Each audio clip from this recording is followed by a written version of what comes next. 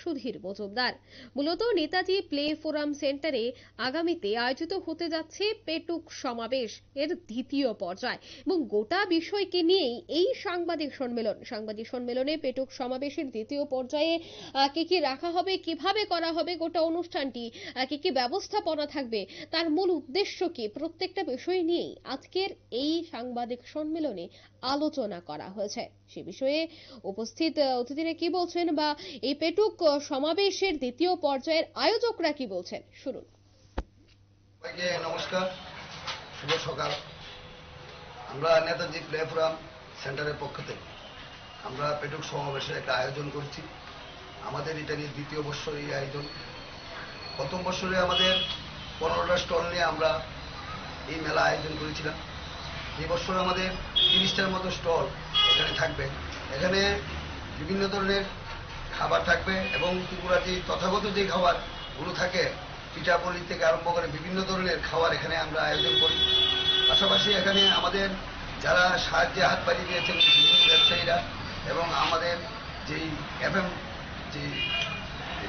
র্যাড FM যারা আছেন এবং বিভিন্ন শিল্পীরা, সঙ্গীত শিল্পীরা, বিশিষ্ট শিল্পীরা এখানে মানে গান বাজনার মাধ্যমে আমাদের এই আয়োজন। আমরা চাই যে এই আয়োজনকে সাফল্যমণ্ডিত করার জন্য ত্রিপুরার সমস্ত বাসীকে এবং আমার এলাকার যারা আছেন বয়স্ক এবং আমার এলাকার যারা আছেন সবাইকে আমরা এই আয়োজনে আমন্ত্রণ করছি এবং শুভেচ্ছা জানাচ্ছি। সবাইকে আমার নমস্কার। এখানে উদ্বোধন করবেন আমাদের এই রাজ্যের যিনি মেয়র দীপক মজুমদার মহোদয় এবং থাকবেন আমাদের এখানে কাউন্সিলর রত্না দত্ত মহোদয়া এবং আমাদের এখানে ক্লাবের যিনি প্রেসিডেন্ট আছেন ওনারাও থাকবেন, পাশাপাশি সদস্যরা সবাই থাকবেন। এখানে মুখ্যমন্ত্রী থাকার কথা ছিল, অনিবার্য কারণ বশত উনি দিল্লিতে যাবেন। 23 তারিখে আমাদের এখানে আসবেন, কথা দিয়েছেন সন্ধ্যা 7টায়।